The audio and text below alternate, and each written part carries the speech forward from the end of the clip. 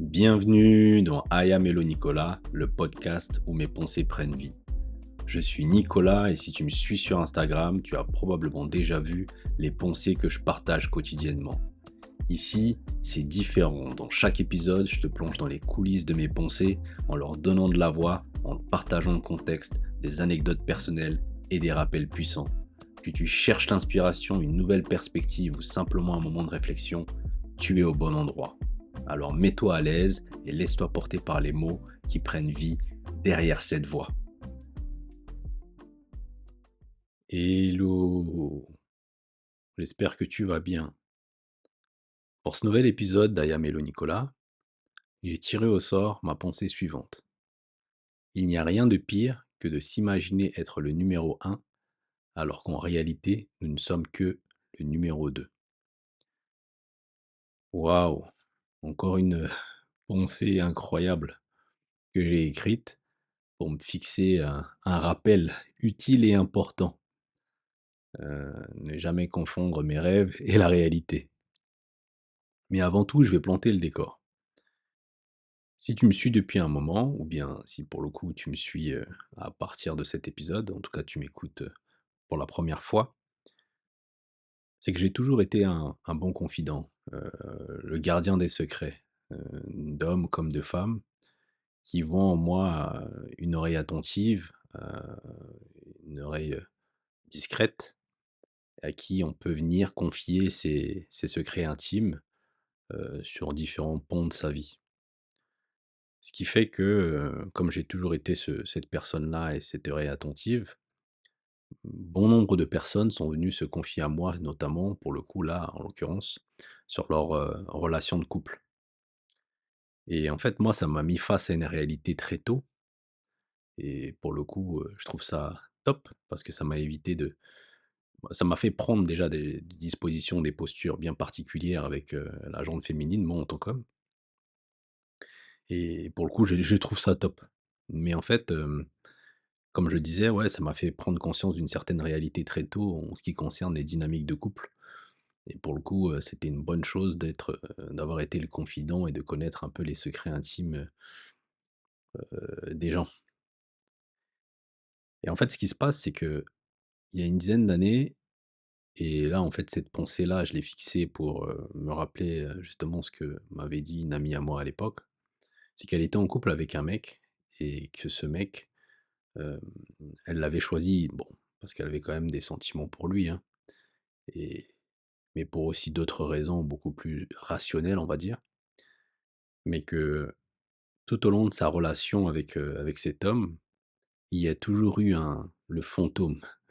Ce que j'appelle le fantôme, c'est que son ex, ce premier homme qui l'a marqué, qui était toujours présent dans son esprit et qui était toujours présent, réellement physiquement, parce qu'ils entretenaient, toujours, ces échanges, par mail et par texto.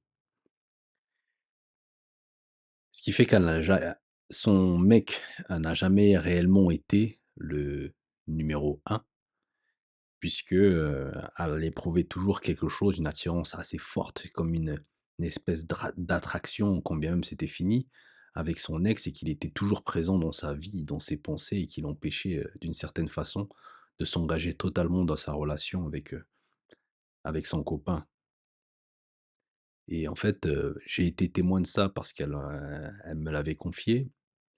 Et en fait, ce que je constatais, c'est que son copain pensait être, lui, le numéro un, mais il ne l'était pas. Hem, Moi, j'ai toujours la posture où je préfère pas trop rentrer dans les détails, sachant que je savais qu'elle entretenait une relation avec son ex, mais il y avait pas de relation physique, c'était plus une relation platonique, dans le sens où, elle en elle échangeait avec lui, il ne se passait rien. Elle était toujours en couple, elle essayait d'être, dans les clous, dans le cadre, mais il et l'autre étaient toujours présents, en fait. Elle avait jamais réellement coupé les ponts avec son ex. On va dire que c'était une relation plutôt amicale ou platonique, mais quand bien même le mec était toujours là, dans sa tête et présent dans sa vie. Heu, Ce qui fait que moi, sa chance-là, et pour le coup, c'est pas la seule histoire comme ça que je connais et que ça soit homme ou femme, hein, avec, toujours un ex ou, parfois c'est même pas un ex, parfois c'est une personne qu'on a rencontrée après notre compagnon ou compagne ou, petit ami ou ami et qui est là, qu'on ne voit pas. C'est là, on va dire, le petit ami invisible, en tout cas la relation invisible que l'on a, qu'elle soit platonique ou autre ou plus, et qui empêche à la personne avec qui on est en couple de nous mettre au rang de numéro un. Et pour le coup, on est toujours ce numéro 2 en réalité. Et en fait, moi ça, c'est vrai que c'est délicat de revenir là-dessus, mais en fait, j'ai tout de suite compris moi qu'il y avait une posture à prendre dans mes relations. C'est que je pars du principe que je dois être choisi par la personne avec qui je suis. Moi, je suis du genre aujourd'hui, sachant cela, à préférer souffrir de ne pas être avec une personne, plutôt que d'être avec une personne et souffrir de n'être que le numéro 2, même si je ne le sais pas. C'est pour ça que j'ai toujours pris le parti de d'accorder d'une certaine façon la liberté à la personne avec qui je suis, en lui disant: «Tant que tu te sens bien avec moi, reste, mais le jour où tu ne te sens pas bien ou que tu es pas à l'aise dans tes bottes, pars et puis que s'il y a quelque chose, dis-le moi, je ne serai pas la personne qui t'empêcherait de partir». Parce que pour moi, je trouve ça tellement dur à vivre qu'un jour comme ça, qu'on tombe sur un mail, un texto ou un appel le soir pendant que ma petite amie dort et que je vois un le numéro, le nom de quelqu'un de son passé ou de son présent et de me dire: «Ah ouais, quand même, là pour le coup, il y a quelqu'un d'autre» et que possiblement son cœur est ailleurs et qu'il est pas là. Et donc en fait, c'est ça cette pensée, c'est, d'être dans la place du numéro 2 en réalité, en fait. Je, pour moi, il y a, comme je le dis dans cette pensée, il y a rien de pire quoi, que de s'imaginer être un tel alors qu'on est tout à fait autre chose.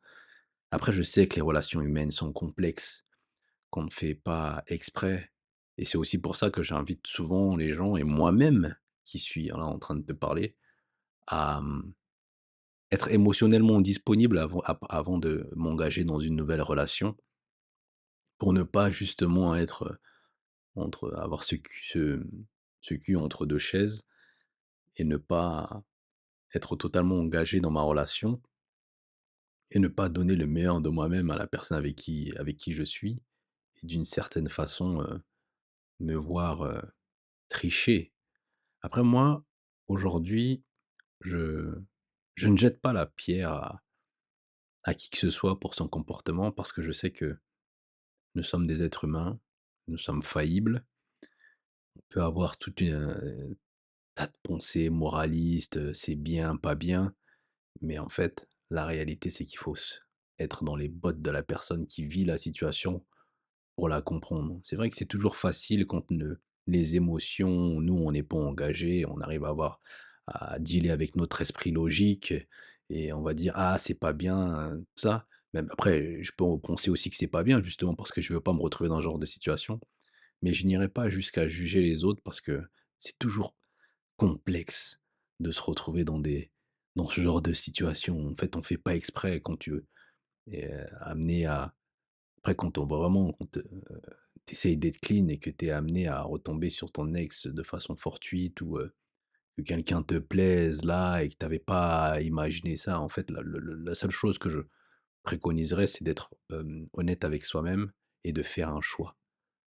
Parce qu'il est bon de préserver l'autre des éclaboussures, en fait et en fait, ça fait tellement mal, ce genre de choses lorsqu'on vient à l'apprendre comme ça, on a ce sentiment d'être trahi, d'être blessé et c'est vraiment quelque chose de tellement difficile et que je ne le souhaite à personne et donc la seule chose que je peux dire ou conseiller à quelqu'un, c'est d'être honnête avec lui-même et en étant honnête avec lui-même, être honnête avec l'autre.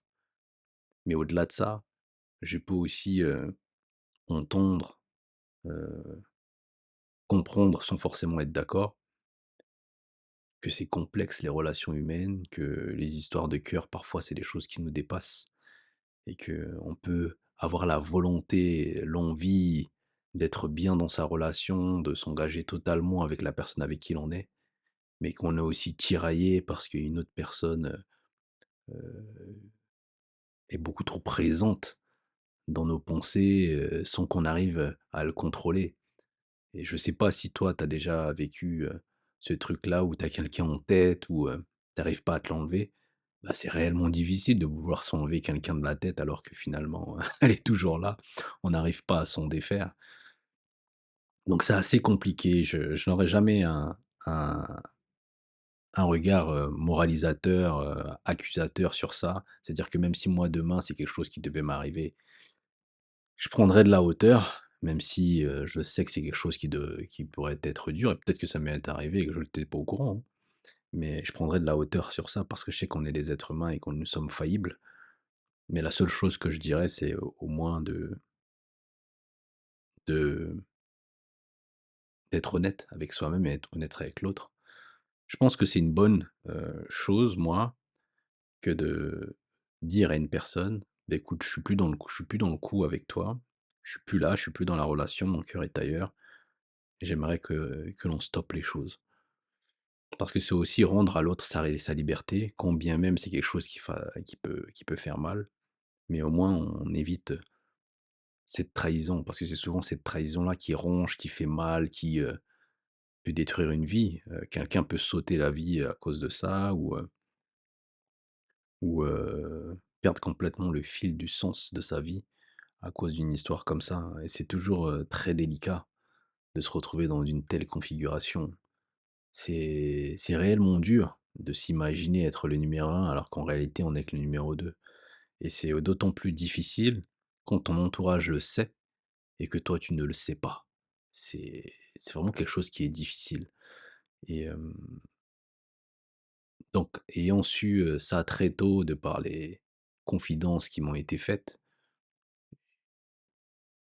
je m'étais toujours dit que: «Oui Nico, hem, accepte d'avoir mal, accepte d'endurer cette souffrance et de laisser la possibilité à l'autre de vivre sa vie, comme elle l'entend, si elle est plus dans le coup».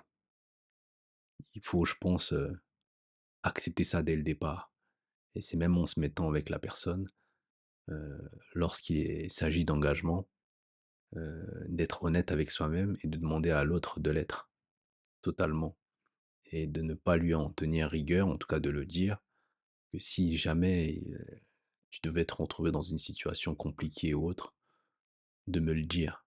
Ou sinon, dès le début de la relation, de faire le point, que chacun fasse le point sur son passé. Sinon, de stopper la relation net et éviter de faire souffrir, le son partenaire. Je pense que c'est quelque chose de très important et qu'il faut pas perdre, qu'il ne faut pas oublier. Parce que réellement la trahison, c'est quelque chose qui fait vraiment très, très mal, surtout quand on a une personne qui est en face, que l'on aime et qui dit nous aimer et avoir ce sentiment-là est quelque chose de difficile à vivre. Donc chacun fait de son mieux, les relations humaines sont complexes, hem, mais ouais, c'est dur d'être le numéro 2 en réalité. De passer après quelqu'un, parce que la personne n'est pas totalement avec nous, parce que la personne nous a pas choisi. Il est important que ton partenaire te choisisse. C'est-à-dire que tu peux tu sais, moi je me dis souvent un truc, c'est que tes sentiments ne comptent pas si la personne, ne ressent pas la même chose pour toi ou si elle n'a pas de sentiments pour toi ou si elle a pas cette, même envie d'être avec toi. C'est pour ça que je force pas trop, en fait, les relations, ou en tout cas quand j'ai eu la possibilité de discuter avec une fille ou autre, je force pas parce que je sais que, la souffrance que j'endure là maintenant, bah, serait bien pire si, j'étais, cocu pendant toute la relation ou que même si je n'étais pas spécialement cocu parce que dans l'histoire de mon ami à l'époque, on entretenait simplement une relation, par écrit avec, quelqu'un du passé ou son ex. mais et qu'il y avait rien eu de physique ou autre, mais j'aimerais pas être celui qui subit ça. Donc voilà, c'était un peu ce que j'avais à dire, sur cette pensée que j'avais écrite et que pour moi, il était important de savoir, s'aimer soi-même et de ne pas accepter de se retrouver dans ce type de situation et d'être suffisamment fort mentalement pour endurer la douleur de la séparation, hem, dès le départ, plutôt que de faire 10 ans, 15 ans, 20 ans avec une nana et ou avec un mec, hein, parce qu'un mec, il pourrait faire ça pourrait très bien être venir de la part d'un mec et pas forcément d'une nana et se retrouver avec, un un jour à apprendre ça et se rendre compte qu'on a été, numéro 2. Mmh, après là, c'est vrai que j'ai orienté mon discours un peu sur la tromperie et finalement dans l'histoire de ma mon ami, c'était pas une histoire de tromperie et que pour le coup, on peut très bien être numéro 2 juste parce que notre partenaire n'a jamais oublié son ex finalement et que émotionnellement, l'empreinte qu'avait laissée, cette personne, homme ou femme d'ailleurs, heu, peut-être aussi fort, peut-être fort au point que, on n'a jamais totalement eu notre place dans son cœur et c'est plus ça qu'il s'agit que de tromperie, en fait. C'est, je veux et je souhaite à tout le monde d'être le premier en réalité et non le deuxième parce que, on finit toujours, par souffrir de la comparaison, en fait, de la personne avec qui on est. On nous comparera toujours, c'est comme si, moi aujourd'hui j'étais avec une nana et que j'avais toujours mon ex en tête. Je me dirais forcément que: «Ah elle, elle est pas comme ci, elle est pas comme ça. Oh j'aurais préféré être avec ci». En fait, il y a toujours cette petite comparaison. On est et puis on n'est jamais totalement dans le coup, on n'est jamais totalement avec son partenaire. On n'est pas là en fait, en réalité et d'une certaine façon, on triche sur ce point-là. On n'est pas totalement honnête avec nous-mêmes. En fait, c'est pas forcément avec l'autre qu'on n'est pas totalement honnête, parce que c'est d'abord le premier point, c'est être honnête avec soi-même et c'est ça qui nous permet ensuite de l'être avec les autres. Mais quand on est vraiment bien et honnête avec soi, on sait qu'il y a quelque chose qu'il vaut mieux corriger et puis après je peux comprendre aussi qu'en tant qu'être humain, on puisse avoir peur, d'être seul finalement et c'est pour ça qu'on est avec quelqu'un et que finalement, on vit avec, ces 2 personnes en tête et il y en a toujours une qui aura le lead sur l'autre et on va dire l'autre, ce sera ton amour l'amour de ta vie, le numéro un et le numéro 2 bah, ça sera la la personne avec qui tu fais ta vie, tout simplement, en fait. Donc c'est un peu ça, ouais, mieux vaut être le numéro un et accepter la douleur, pour l'être ou accepter, tout ce qui pourrait être dit, pour pas ouais, il faut être numéro un. Il faut être numéro un. En réalité, c'est mieux, c'est toujours mieux. Merci d'avoir écouté cet épisode d'Aya Mello Nicolas. J'espère que cette plongée dans l'une de mes pensées t'a offert un éclairage nouveau, un peu d'inspiration ou un moment de pause dans ta journée. Si tu as apprécié cet épisode, like, commente, abonne-toi et surtout, partage le podcast avec ceux qui pourraient également l'apprécier.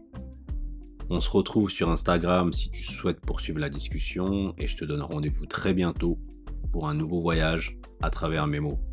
C'était Nicolas. Ciao!